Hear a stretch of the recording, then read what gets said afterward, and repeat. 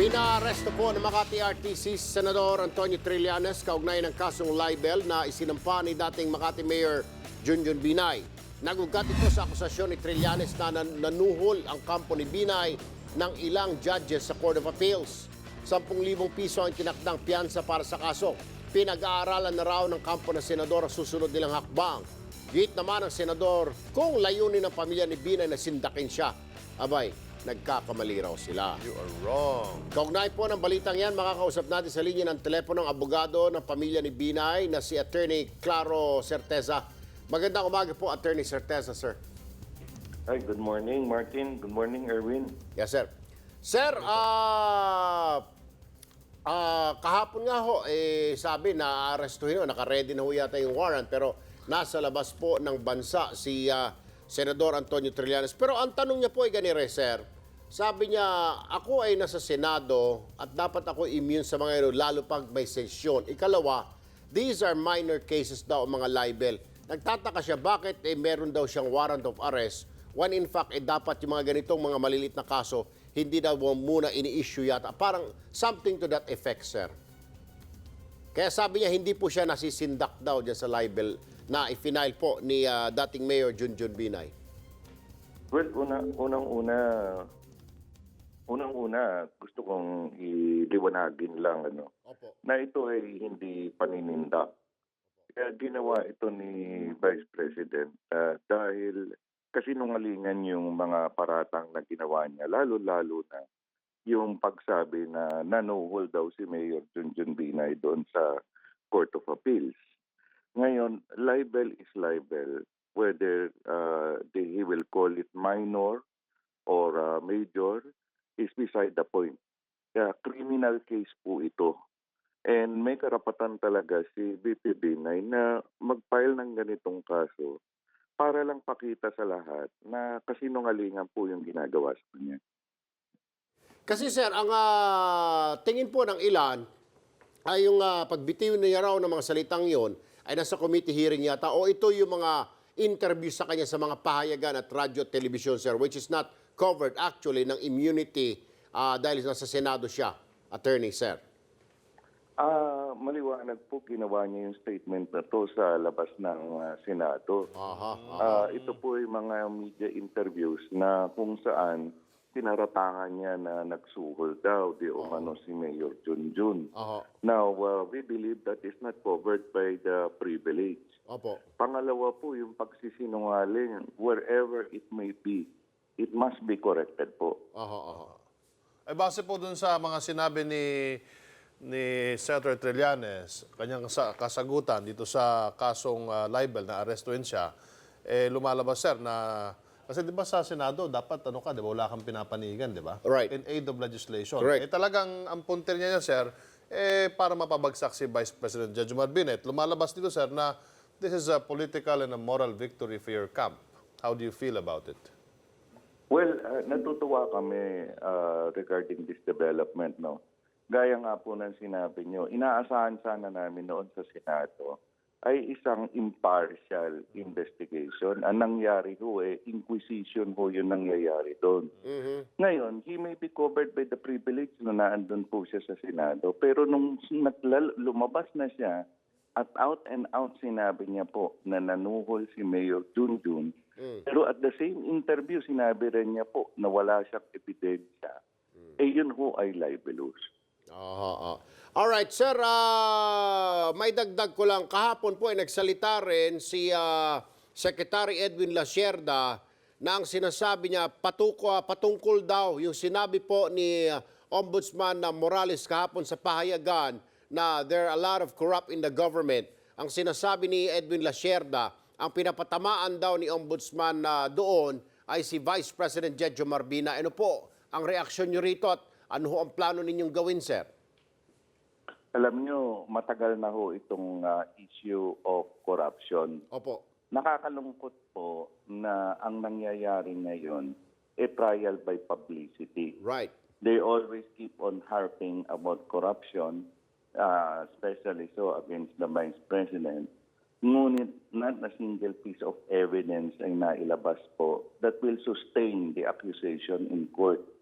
Kaya nga po natutuwa si Vice President na ngayon dito sa kaso na mga hinaing niya sa husgado na yun ang talagang proper forum. Unti-unti ho lumalabas yung katotohanan. Hindi ho kami kakatigan ng DOJ at magpapile ng kaso kung wala akong basis yung sinasabi namin kasi nungalingan yung accusation ni Senator Trillanes. At saka parang hindi na ho yata epektibo, sir, yung issue tungkol sa korupsyon, na paratang kay VP Binay dahil tumataas po ang rating ni Vice President Attorney Certeza. Kasi nga po itong paulit-ulit na paratang na puro salita, nakikita ng ating mga kababayan ng katotohanan na ito lahat ay paninira lang dahil sa politika. Okay. Attorney, meron pong mga naglabasan na mga negative na advertisement laban kay Vice President Jejomar Binay. Meron po ba kayong legal action na gagawin? Ito ba'y, well, to begin with, is this legal na maglabas ka ng advertisement na talagang mapanirang puri? Alam nyo, this matter was brought to our attention a few days ago. No po. Pinag-aaralan po namin to pero nakakalungkot talaga ng ating sistema ng politika ay kumbaga bumagsak na sa ganitong klase that we will have ads accusing people and degrading people. As to any legal action, pinag-aaralan pa po. Sir, sabi po ni Senador Antonio Trillanes, kahit na may libel, itutuloy pa rin daw ang pagbubunyag niya ng mga sinasabing anomalya sa Makati. May nakahanda na po ba kayo o kinakasang aksyon hinggil dito kung itutuloy nga ni Senator Trillanes yung patuloy na pagbubunyag ng iba pang mga anomalya po sa lungsod ng Makati, sir? Alam niyo po, kung pagbubunyag ng mga tunay na anomalya, hindi ho problema yun. Karapatan ho yun ng bawat isa sa atin. Pero ho yung pagsasabi ng mga bagay-bagay na walang batayan o outright lie, yun po ay actionable. At you can be rest assured na pag gagawin niya yun, we will file the appropriate case. Okay, attorney, sa Amerika po, nauso po yung tinatawag na knockout copy or knockout advertisement. Ito po yung mga negative advertisements na mga political parties laban sa mga kanilang katunggali. Pero hindi po ito nauso sa Pilipinas. Ngayon, sir, if ever, this will be a case study or a precedent, no? For the coming elections. Pero ang tanong ko nga, sir, is this legal na pwedeng kang magbayad ng advertisement para makasira lang na ibang kandidato? Legal ba ito? Sa tingin ko po, dapat hindi. Kasi yung paninirang puri ho, that's prohibited under our laws. If the knockout ad, as you said, will be aimed to achieve this objective na sirain na isang tao o isang grupo. Alright. Dapat ho may pagbawal ito. Okay. Attorney Certeza, panghuli na lamang po, sir. Ayon po dito sa, actually, kahapon pa, sabi ni Senador Trillanes, imbis na magpapile siya ng mga kaso kung ano-ano si Campo ni Binay, bakit hindi na lang daw sagutin? Kasi hindi pa yata tila sinasagot ng VP ang mga akusasyon laban sa kanya. Gayon din po, si Secretary Edwin Lasierda sinasabi, mas mabuti pang sagutin na lang ni VP Binay para totally matigil na issue na ito dahil hanggang ngayon may agam-agam pa rin. Well, hindi, ewan ko kung yung taong bayan o sila ang may agam-agam. Dahil hindi pa raw talaga nasasagot ni VP Binay ng kampo niya yung mga akusasyon, sir. Ano ho reaksyon niyo rito, attorney? Alam nyo, malaking kasinungalingan ho yan. Sinasabi nilang hindi sumasagot si Vice President Binay. Kahit po doon sa hearing sa Senado, ang City Hall po ng Makati made available to the Senate investigation all manner of documents that were requested. Also, nag-submit ho si Vice President ng affidavit bilang sagot sa mga paratang.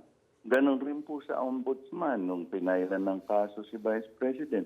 nagsubmit rin ho siya ng affidavit at mga proper pleadings bilang tugon Right. doon sa mga akusasyon.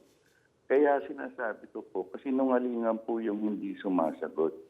Ang gusto ko lang liwanagin, hindi humaharap si Vice President doon sa Senado. Okay. Dahil maliwanag po doon na ang mga testigo, pagpapur sa kanya ay dinabastos at nilalait. Aha. Kaya nga po welcome ni Vice President itong development na to kung saan ang usapin nasa husgado na. All right. Dito po mag-explain So- at mag-testify po si Vice President. All right.